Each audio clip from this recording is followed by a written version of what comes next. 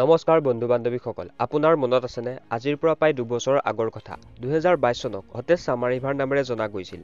সেই বছৰত ইমানেই ভয়ানক গৰম পৰিছিল 122 বছৰ ৰেকৰ্ড ভাঙি দিছিল। তাৰ পিছত আহিল 2023ৰ গৰমকাল। 2023ত ইমানেই গৰম আহিছিল বিজ্ঞানীসকলে ইয়াক 2000 বছৰ আটাইতকৈ হটেষ্ট ছামাৰ ইয়েৰ বুলি কৈছিল। এতিয়া 2024 চনৰ গৰমকাল। 2024ৰ earth warmest January recorded, February 2024 hottest February ever recorded, March 2024 hottest March ever recorded. বৰ্তমান এয়া এনেদৰে গৰমে দিনক দিনে ৰেকৰ্ড ব্ৰেক কৰি গৈ আছে। আজি আপুনি যিটো গৰম সহ্য কৰি আছে এয়া কোনো সাধাৰণ গৰম নহয়। অসম তথা ভাৰতবৰ্ষৰ আন ঠাইৰ লগতে বাহিৰৰ দেশতো গৰমে ৰেকৰ্ড ব্ৰেক কৰিছে। ইমান গৰম হোৱাৰ কাৰণ হ'ল গ্ল'বেল ৱাৰ্মিং আৰু ক্লাইমেট চেঞ্জ। ইয়াৰ কাৰণেই ইমান দিনক দিনে গৰমে ৰেকৰ্ড ব্ৰেক কৰিছে নেকি? আজি অসমত হট ৱেভ ঘোষণা কৰিছে। এতিয়ালৈকে অসমত দুবাৰ হট ৱেভ ঘোষণা কৰিছে।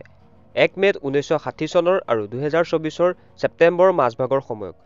গৰম ৱেভ হ'ল অত্যাধিক উষ্ণ বতৰৰ বৰ্ধিত সময়, যিয়ে মানুহৰ স্বাস্থ্য আৰু পৰিৱেশৰ ওপৰত ভয়াৱহ পৰিণতিৰ সৃষ্টি কৰিব পাৰে। গৰম ৱেভত টেম্পেচাৰ এটা বিশেষ অঞ্চল আৰু বছৰৰ সময়ৰ গড়তকৈ যথেষ্ট ওপৰত বৃদ্ধি পায়, যাৰ ফলত মানুহৰ লগত অন্য জীৱ-জন্তুৰ মৃত্যু হ'ব পাৰে। হট ৱেভ কি?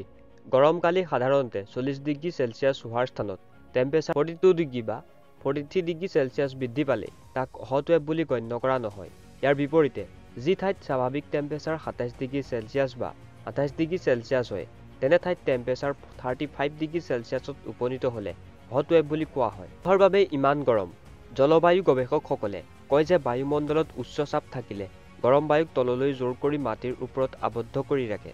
এই উচ্চ চাপৰ ব্যৱস্থাটোৱে তলাৰ দৰে কাম কৰে, যিয়ে গৰম বতাহ বৃদ্ধি হোৱাত বাধা দিয়ে, যাৰ ফলত উষ্ণতা বৃদ্ধি পায়। ইয়াৰ উপৰিও জলবায়ু পৰিৱৰ্তনে বিশ্বৰ বতৰৰ আৰ্হি সলনি কৰি দীৰ্ঘদিন ধৰি উচ্চ চাপৰ সম্ভাৱনা বৃদ্ধি কৰি অধিক সঘনাই আৰু তীব্ৰ হটেজ ৱেভত অৰিহণা যোগায়। অধিক গৰমে মানুহৰ স্বাস্থ্যৰ ওপৰত প্ৰভাৱ পেলায়, তাৰ লগতে অৰ্থনৈতিক দিশতো প্ৰভাৱ পেলায়। গ্ল'বেল ৱাৰ্মিং আৰু ক্লাইমেট চেঞ্জ বৃদ্ধিৰ বাবে দায়ী কোন? আমিয়েই ন?